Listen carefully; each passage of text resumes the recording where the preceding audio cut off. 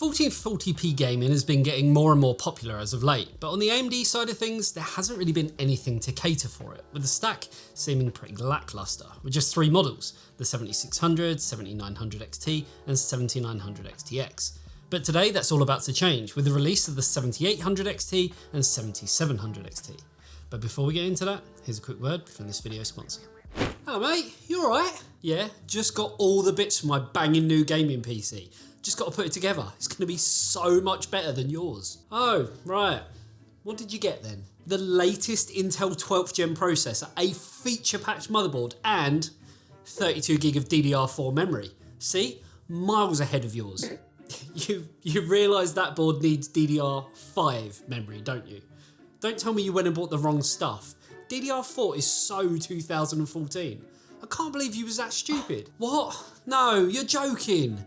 What should I get then? For me, I'd be looking at Corsair's newest Vengeance DDR5 kits, or if you're wanting that all-important RGB, then go for the Dominator Platinum RGB. Oh, you are a lifesaver, thanks, but where can I find out more? By clicking the link in the description below, of course. And you call me the stupid one. So first things first, today is all about the 7800 XT for us. And while we do have multiple models of the 7700 XT, we're going to be putting our focus on that tomorrow with its own dedicated content. Otherwise, we'd be here forever talking about each model from each range and then each individual SKU. So in an attempt to make it, I guess, a little bit easier, I want to focus purely on the 7800 XT. A card that features 16 gig of VRAM, aimed at 1440p max setting gamers, and for a price point of just $499, which puts it at the same price as the 4060 Ti 16 gigs MSRP, though that has seen retail pricing drop a little bit as of late. Though that aside, it didn't exactly have the best launch and has continued to just, I guess, dwindle with no one really snapping it up. So hopefully this could be a great opportunity for AMD to kind of hit, I guess, a price point that is really needed and to offer great value for money.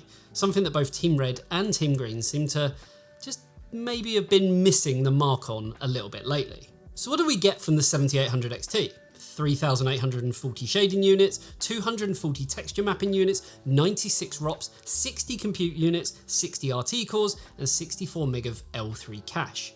Which all sounds somewhat impressive until you look at its predecessor, the 6800 XT, as this newer, shiny GPU actually has 17% less shading units, texture mapping units, compute units, and RT cores. It also has 25% less ROPs and 50% less L3 cache. So already on paper, it's not off to a great start, gen to gen, though things do change slightly in the configuration.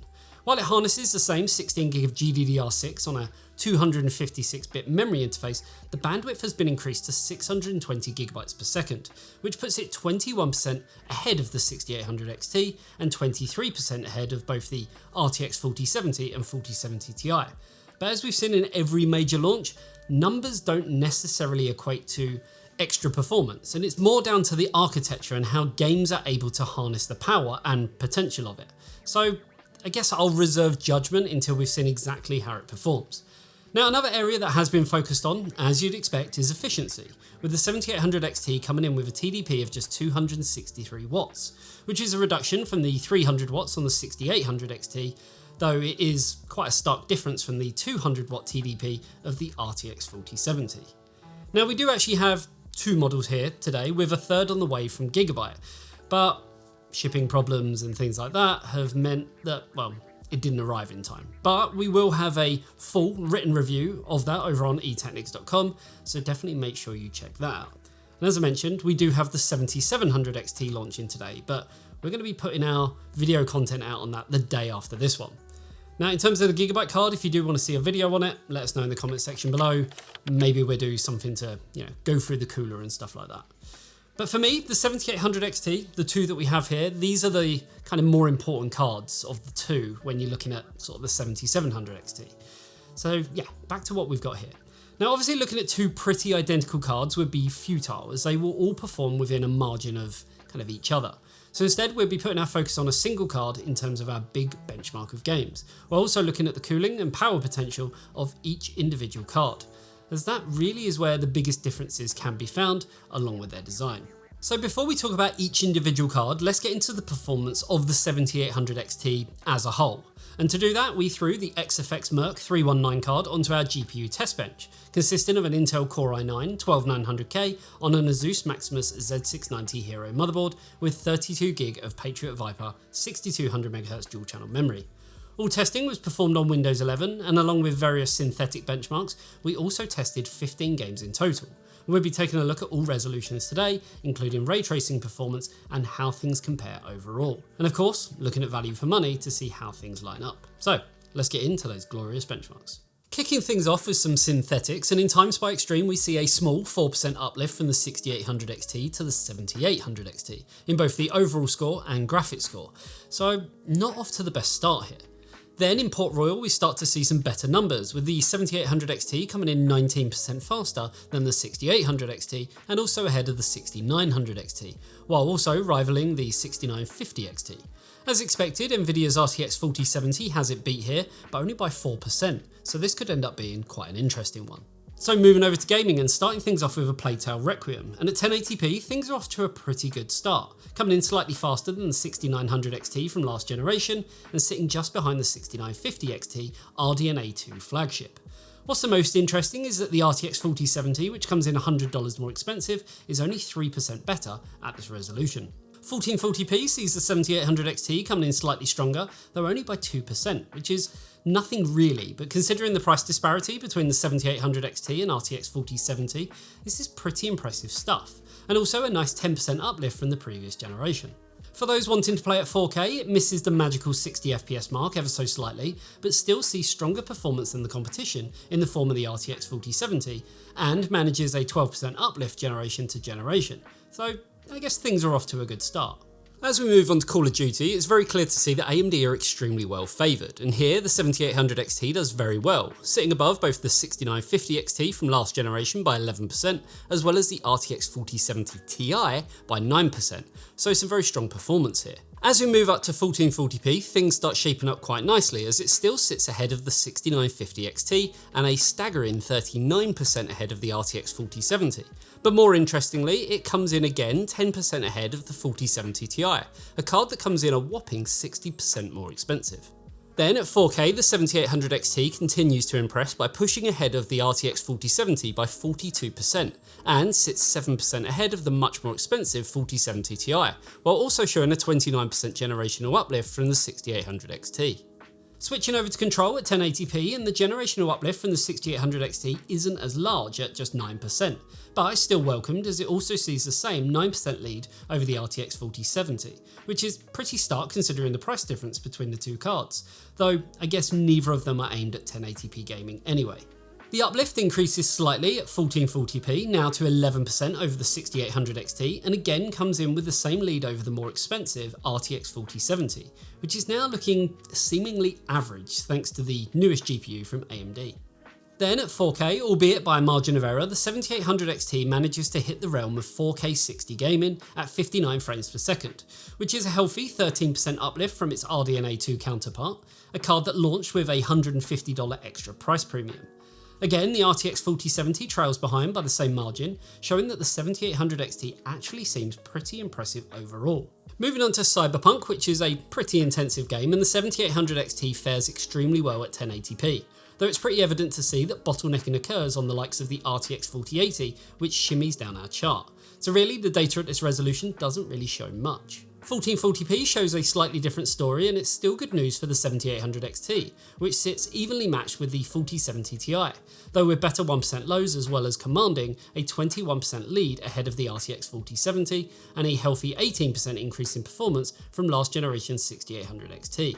Performance drops down to 45 FPS at 4K, though this does mean that it is only a single frame per second behind the 4070 Ti, but manages to pump out 22% more frames compared to the RTX 4070 and 15% more than the 6800 XT. Doom Eternal at 1080p sees some frankly ridiculous numbers at 467 FPS, which puts it 2% ahead of the RTX 4070, while seeing the same uplift from its predecessor. Though at such high frame rates, any card featured will be a great choice if wanting to play at 1080p in this title. At 1440p, the gen to gen increase is much smaller than what we've seen in other games at just 3% in favour of the newer card, though it's still enough to come in with 4% more performance when compared against the more expensive offering from NVIDIA. Then at 4K, it's a very similar story with a margin increase of just 3% over the last generation card, and now comes in with identical performance to the RTX 4070, though with marginally better 1% low figures. Moving on to Dying Light 2, and the gains keep coming with a 6% generational uplift over the 6800 XT and a larger 18% over the RTX 4070, a card that is seemingly looking worse and worse as we go through more games. 1440p sees a much smaller gain from RDNA 2 to RDNA 3 with just 3% separating them, though a more important 18% lead goes in favour of the 7800 XT when pitting it against the RTX 4070, which now sits just below the performance of the RTX 3090, though with much more consistent lows. Then at 4K, the 6800 XT and 7800 XT come out evenly matched, with just a single frame per second separating the two, though again the RTX 4070 sits behind, with the newest AMD GPU coming in 13% faster. Hogwarts Legacy is another demanding game, and at 1080p it's clear to see that some cards are severely bottlenecked, including the 7800 XT, which nears the top of the chart, so really there isn't really much to say at this resolution. 1440p sees the results fall a bit more in line, though the uplift generation to generation somewhat disappears, now with just a margin of error single frame per second between both the 6800 XT and 7800 XT, though it's still enough to come in 29% faster than the more expensive RTX 4070 GPU from NVIDIA. At 4K, performance takes a hit and you'd have to rein in the settings a little to increase the FPS to have a more fluid gameplay experience. But we still see an impressive 26% performance leap over the RTX 4070, though the 6800 XT was already giving us this level of performance anyway. As we move on to Spider-Man Remastered, again we're in a situation where 1080p gaming doesn't really offer us anything worth commenting, due to the severe bottleneck on the majority of GPUs tested. Though I guess AMD could say that they take the top 3 positions on our chart, with the likes of the RTX 4080 sitting somewhere down in the middle. A hollow victory, I guess? AMD remain at the top of our results at 1440p, though the 7800 XT moves towards the middle, sitting above last generation's AMD cards, and with a 15% improvement over the 6800 XT. Though NVIDIA does fight back with a somewhat laughable 1% faster performance over the 7800 XT, and I say laughable due to the extra cache it demands. Then at 4K we see a 10% improvement over the 7800 XT's predecessor, the 6800 XT, and with pretty identical performance to the RTX 4070, which is now just a single FPS behind, though it does come in with a 2 FPS lead in the 1% low, so nothing of significance. Microsoft Flight Sim sees some pretty appalling performance at 1080p, but that really is across the board due to the game just being so CPU intensive. But I wanted to include the results for complete transparency to show how GPUs scale at this lower resolution. This is shown at 1440p, where performance really shifts around on a lot of cards, while the 7800 XT still comes in at 55 frames per second, which is again 10% faster than the 6800 XT and only just behind the more expensive RTX 4070. So again, chalking up a win for AMD when thinking about value for money. At 4K, while performance takes a bit of a hit, all cards do, and the 7800 XT stays towards the middle of our chart at 33 FPS. That still puts it ahead of the RTX 4070 by 6% and 22% ahead of the 6800 XT, which is a pretty nice increase when comparing generation to generation. Lastly, in Watch Dogs Legion, the 7800 XT is somewhat held back at 1080p, but still well within the mix, sitting ahead of the 6800 XT by a mere 3% and performing very close to the RTX 4080. But at 1080p, a lot of games do present some anomalies in terms of scaling, and 1440p should show something easier to understand. That is the case, and the 3090 Ti and 7800 XT are pretty evenly matched, though with slightly better lows on the NVIDIA based GPU, though we do see again a solid generational uplift of 10% from the 6800 XT and 19% more performance when compared to the RTX 4070. Then, wrapping things up at 4K, the 7800 XT now pushes ahead by 15% over its predecessor, and again commands a strong lead over the RTX 4070 of 25%.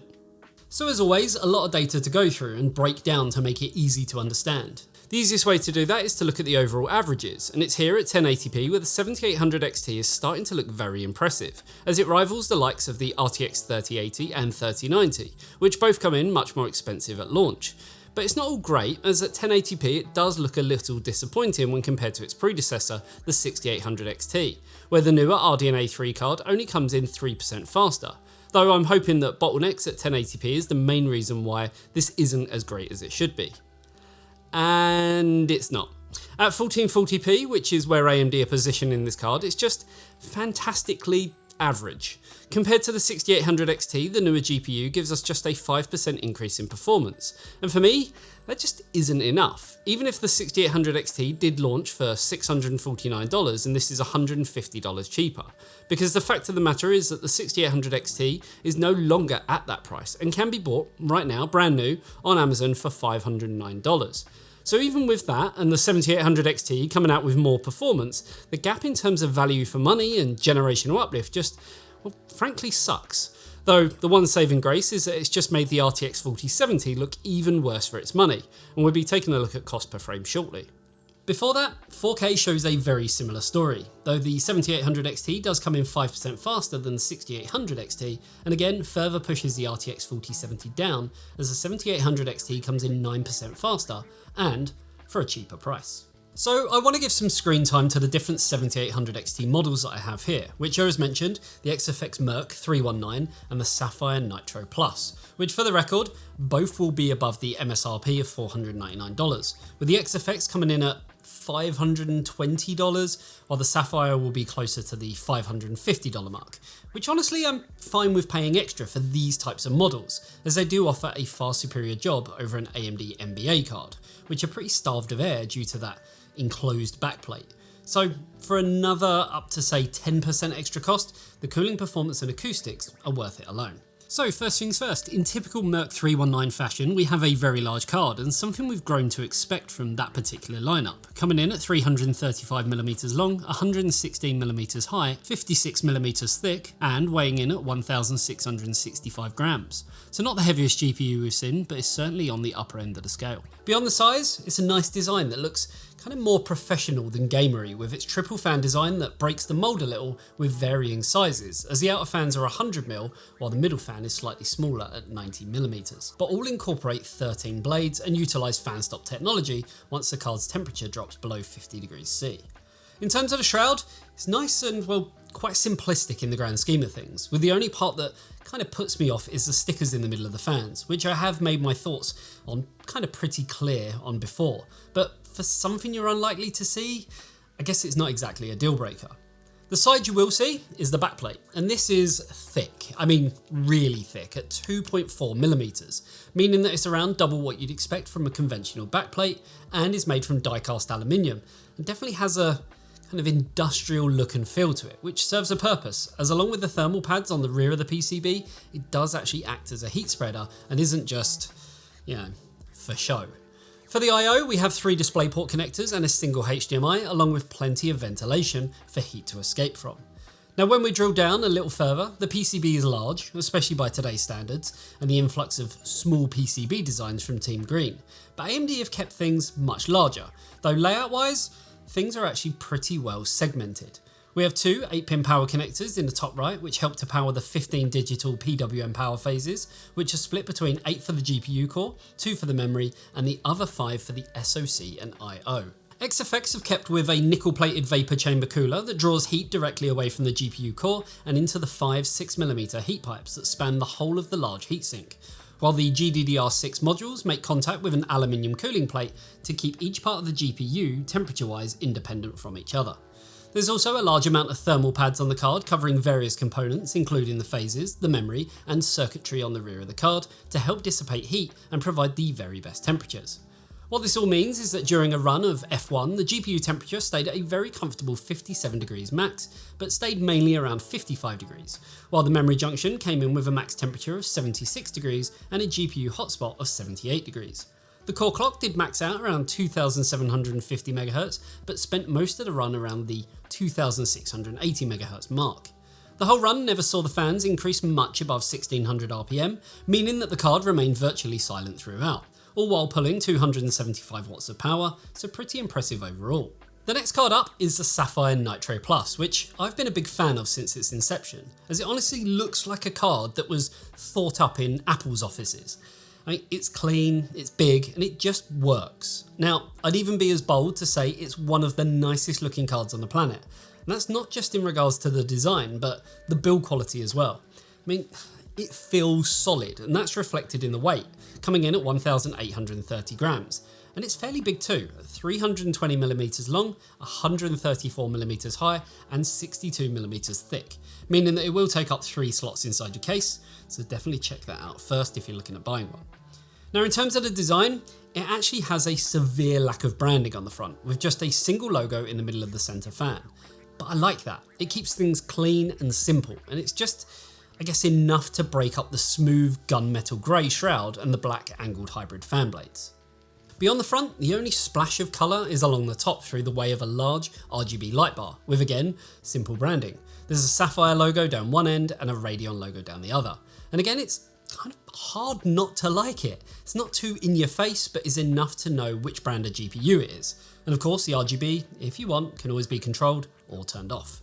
Now the full metal backplate seamlessly integrates and molds into the end of the card and has plenty of perforation as well as a cutout towards the end to help with heat dissipation, and is finished in the same gunmetal grey colour. For the I/O, we have 2 DisplayPort connectors and 2 HDMI ports, and due to its thickness, the rest of the space has been utilised for ventilation for heat to escape out of. Taking the card apart reveals the large PCB beneath, which is almost again the length of the cooler. Again, AMD cards seem to utilise a lot of space, and the layout is pretty typical of what we'd expect. There is, much like the XFX card, 2 8-pin power connectors, along with an ARGB out connector towards the top right of the card, as well as a BIOS switch at the opposite end. Power-wise, Sapphire are using 14 phases in total, which are split between 8 for the GPU, 2 for the SoC, 2 for the memory, and another 2 for the core voltage and other parts of the card. Sapphire have opted for a wave fin heatsink with a V-shaped fin design, which is said to reduce turbulence noise as well as forcing air directly around the GPU to help dissipate heat in the best way possible. For the VRMs, there are dedicated plates that make direct contact to push heat away into the rest of the fin stack through the 5 composite heat pipes. And also for extra rigidity due to the weight, Sapphire have used an alloy frame that helps fix the main structure of the PCB to the cooler without putting undue flex onto the board. And this goes from end to end and then fixes into the I/O plate. When seeing how all of this comes together, we can see that in F1 during our hour-long stress test, the GPU temperature was a little higher at 64 degrees max, but mainly hovered around the 62 degree mark, with a hotspot of 85 degrees max. The memory junction temperature maxed out around 80 degrees and our core clock managed to sit around 2660 MHz, though it did have moments where it rose to just under 2700 MHz. Now the big thing is the fan speed, which didn't push above 1200 RPM for the most part, but actually sat around 1000 RPM with some dips down to 850 RPM at certain points, all while pulling 273 watts. Now I've probably been a little unfair to NVIDIA in this review, as it's clear to see AMD have beaten them in pure rasterization, but NVIDIA have been more focused on ray tracing and DLSS lately, and maybe the 7800 XT can give a better uplift in these technologies from its RDNA 2 counterpart, and maybe NVIDIA can show up as a little more competitive. Now what we find here is in Control, the 7800 XT packs another 9% more performance when compared to its predecessor with ray tracing enabled, and performance is now much closer to the more expensive RTX 4070. Though this is a game where NVIDIA can fare better due to DLSS upscaling technology, but the same can be said for games that support FSR, which would make AMD look better than NVIDIA. In Cyberpunk, ray tracing takes a huge hit as expected, though we still see an 18% improvement gen to gen, though the RTX 4070 is still 42% ahead, though none are at what I'd call playable frame rates. FSR comes to the rescue and gives us 65 FPS on the 7800 XT, which is an impressive 14% ahead of the 6800 XT, though the RTX 4060 manages to match it with a 1 frame per second difference. And then DLSS 3 comes into its own, which is an area AMD really need to hurry up on if they want to compete. In Spider-Man, the 7800 XT still shows a 12% uplift when enabling ray tracing compared to the 6800 XT, and improves on its upscaling technology too by a smaller 3%. Which also happens to be enough to beat the more expensive RTX 4070 by a marginal 2%, though DLSS 3 more than makes up for it, so it will be interesting to see what FSR with FrameGen brings in the near future. Watch Dogs Legion is the last ray tracing test we've done, and again we see a healthy uplift of 13% when going from the 6800 XT to the 7800 XT, and this now puts it just 7% behind NVIDIA's more expensive RTX 4070. So AMD have clearly done a lot of work on ray tracing to bring the fight to Team Green. As we look at the overall averages for ray tracing, the increase from RDNA 2 is pretty decent at 12% in the averages and 14% in the 1% lows. Though what's more interesting is how this now compares to NVIDIA, with the 7800 XT only sitting 9% behind the more expensive RTX 4070, but sitting 29% ahead of the RTX 4060 Ti 8GB. And while the 16GB may perform a little bit better, it's still not going to be a match for the 7800 XT, even with it being priced higher. So maybe NVIDIA haven't got the ray tracing market sewn up as much as first thought. So some interesting performance differences from AMD, as well as how things compare to NVIDIA, as things are a lot closer in certain areas, but for the most part, the 7800 XT is the winner in terms of rasterization performance. And with a bigger pool of games, it's worth taking a look at how things stack up from a value for money perspective. So what does that mean in terms of value for money? Well, I can honestly say that it's refreshing for a new GPU to come out and actually offer a semi-sensible value for money argument. Out of all of the launches from both AMD and NVIDIA, the 7800 XT comes in as a very strong contender at just $3.32 per frame, with its predecessor coming in 7% more expensive per frame. Though the more noticeable numbers come by the way of the 4060 Ti, which demands another 17% more per frame, and the RTX 4070, which comes in an astonishing 32% more expensive per frame, and for less performance overall. And I'll touch on the value a little later on as we wrap things up. Okay, so let's break down really what we already know. The 7800 XT is a good GPU and is arguably the best graphics card that has launched since the 6000 series or 30 series from NVIDIA, at least in terms of value for money.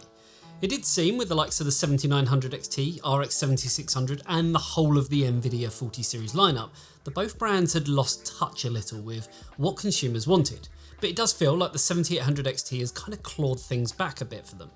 Compared to the 6800 XT, it's, well, okay, and that's all I can really say about it. I was honestly expecting a little more, and to a consumer's eyes, I fear they may look at it as AMD doing enough. And in 2023, is that really enough? A small uplift with some improved ray tracing and upscaling performance, but what's happened to the days of having the wow factor where we see huge performance increases from the previous generation to the latest product being released? It just seems like things have slowed down somewhat, and there's just, I don't know, a lack of innovation, and I'm hoping I'm not alone on this one. Now, in terms of both models of GPU that we have here, they are both above the MSRP. And while I did put my value for money argument on the XFX, we all know that between various AIB models, the overall performance doesn't really change much, with a typical 1 to 2% difference, if any at all. And that doesn't change the end result when talking about the all-important bang for buck. Now, speaking of value, it's good. I mean, really good. But on the same hand, is it really? Well, yes and no, because it's a bit, I don't know, artificial, purely down to the reasons that the other cards from both AMD and NVIDIA are simply terrible. So anything that is slightly better is made to look amazing, and that's something this card isn't. It is amazingly average. It won't set the world alight, but on the same hand, it's the best that you can buy right now. Though remember, we do have the 7700 XT, which we'll be posting up shortly after this video, so make sure you're subscribed for that one. Now, to wrap things up, if you're looking at 1440p gaming, the 7800 XT set out to hit that market, and it's done a good job at it. And right now, there really isn't anything that you can compete with that for the same price, because well, the 4060 Ti 16GB isn't even worth talking about, and that's easily shown as nor NVIDIA or any AIB partners even wanted to sample it, which I guess tells us everything we needed to know about it. And with the fact that the RTX 4070 loses out for more money, NVIDIA really need to go back to the drawing board and, well, look at their pricing.